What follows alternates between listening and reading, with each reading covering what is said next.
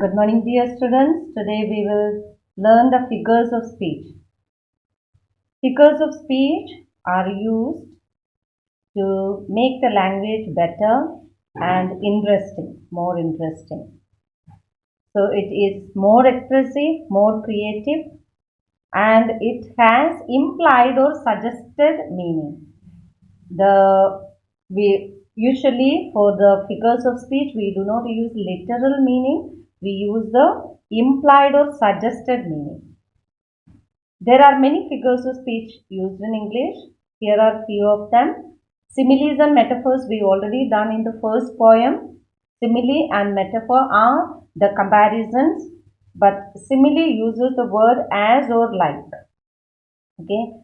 Simile compares two objects or persons that are not alike. It does so by using the words like or as. Metaphor also compares two dissimilar means which are not similar objects or people, but does so without using the words like or as. Example, the camel is the sheep of the desert. Camel is compared to the sheep of the desert. Here she is cool as cucumber. She is compared to the cucumber, but as is used here.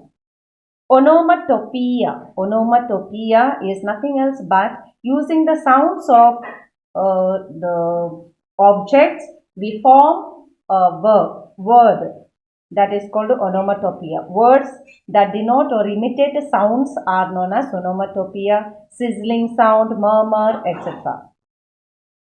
The words are derived from the sound associated with them. Buzzing sound, sizzling sound, hissing sound, etc. Personification. Giving human attributes to something non-human or to an inanimate object is known as personification. So, for inanimate person, we attribute or give the qualities of a human being. Example, the wind touched her cheeks, as if the wind has the hands and touched her cheeks.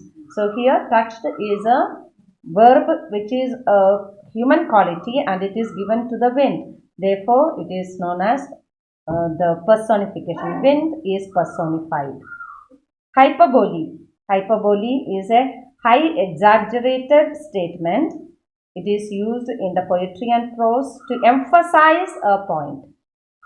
We use hyperbole often in regular speech too. In normal speech, we usually, your parents may say, I have told you 1,000 times.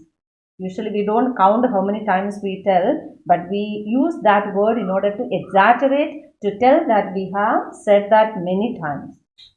Alliteration. Alliteration occurs when a number of words in the same sentence begin with the same sound.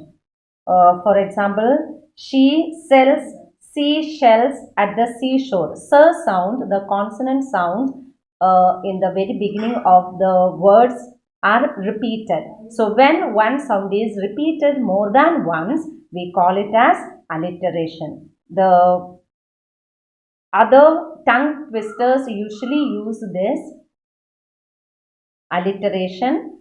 The same sound of a letter is repeated in the beginning of the words. Mostly it is consonant sounds.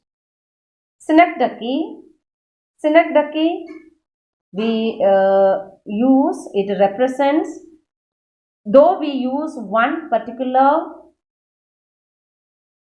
part of a person's body, but it represents the whole person. So that is what is synecdoche. So though it is a part of an object, it represents the whole object. Example, don't put your nose in this problem. Here, don't put your nose means don't get involved in this problem.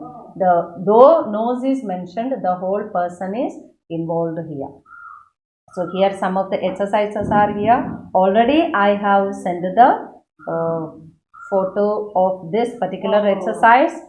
Kindly write these and write these figures of speech also in your copy and learn that.